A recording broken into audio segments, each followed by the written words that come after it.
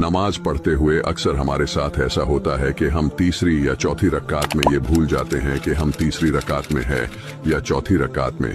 तो इस सिचुएशन में हम क्या करें, देखते हैं रसूल सल्लल्लाहु अलैहि वसल्लम ने क्या फरमाया है। अल्लाह के रसूल मोहम्मद सल्लल्लाहु अलैहि वसल्लम ने फरमाया, जब तुम में से किसी को अपनी नमाज पर शक हो जाए और उसे मालूम ना हो कि उसने कितनी रकात नमाज पढ़ी है, 3 या 4, तो वो शक को छोड़ दे और जितनी रकातों पर उसे यकीन हो उन पर ही बुनियाद रखे। अगर 3 यकीनी हैं तो उसे चौथी पढ़नी चाहिए। फिर सलाम से पहले 2 सजदे करें।